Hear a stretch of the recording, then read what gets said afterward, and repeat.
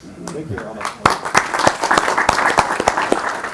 I'm sorely tempted to speak for much longer than would be appropriate or wise or gracious, but it's a really great honour and a privilege to launch John's book. I don't know if you think about this with book launches, but imagine how many books were launched today or even this very hour around the world. And truth be told, there are some books that do harm and there are many books that don't do a great deal of good, but there are some books that we really need. And I can honestly say this is a book that we really need. It's surprising that it's taken this long to have a critical biography of Fethullah Gulen, and it's wonderful that it's in English for us who don't speak Turkish. But it's also important. It's important for everyone that it's in English, and it's critical. It's not a hagiography. It's empathetic, but it's asking the hard questions, including what happened on July 15th, 2016. I won't go into that now because we don't have time. You don't need a lecture. But we can't make sense of things. Maybe the controversy in Turkey at the moment with this authoritarian turn will put attention onto Fethullah Gulen and the movement that he inspired and get people to think about this. For me, this book is important because we're dealing with a quarter of humanity, more or less. 1 in 4 people on this planet identify with Islam, follow Islam at some level in their lives. And the news you get every evening, what's happening in Muslim majority countries, what's happening in the Middle East or across Asia, Africa. We hear about terrorism, we hear about authoritarian political systems, which by the way have nothing to do with religion, but that's the coincidence we have.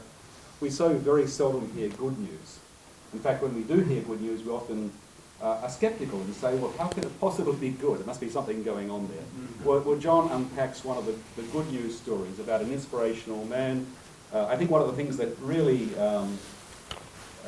inspires me about Fethullah Gulen is that in many ways he's a very ordinary man. He's, of course, quite extraordinary, but John's biography unpacks that story. But what is very clear is, and many of you know this yourself very intimately, we just heard a minute ago talking about Salimia Foundation, that something wonderful has happened with this movement, that the lives of ordinary people, just regular ordinary people, not scholars, not intellectuals, have been touched, so they do extraordinary things. So they give extraordinary amounts of time and money in service, in hizmet, not because they're looking, as Barney suggested, it happens unfortunately with some religious manifestations. We look for ways of advancing ourselves or getting esteem from our colleagues in church or whatever. It's not for that. It's out of a genuine desire to help others, to be of service. And not just Muslims, but non-Muslims, anyone who is seen genuinely as one of God's creatures who deserves equal respect and equal service. And that's quite remarkable. I despair sometimes that we have so much bad news about religion. In this city we've had lots of bad news about institutional abuse.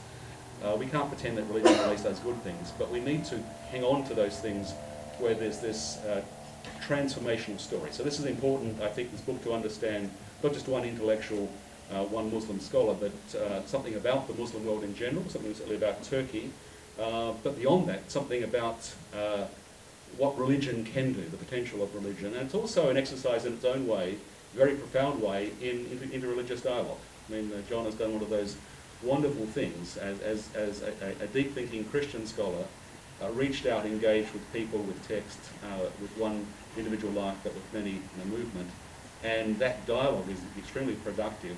So I want to conclude by saying something which John probably won't thank me for tonight, but inshallah maybe one day he might. And that is to say, it's remarkable that it's taken this long to have a solid critical biography of Fethullah Gulen. And it made me think tonight that something else we need is a prequel to this book. We need a solid critical biography, in English please, of Bedouin Zaman Said Nursi. And somebody who could do that, inshallah, maybe one day, could be Dr. John Paul. I don't think he wants to embark on another biography right now, but I put it out there as an encouragement to him in front of all of you, at least to write about this, because it's important we understand is that, from our Christian perspective, there's other traditions, and have this wonderful, encouraging experience of finding how much we have in common, and to be inspired as individuals, as believers, to try and live a life of service, and that's a great gift to us, John. Thank you very much. Thank you.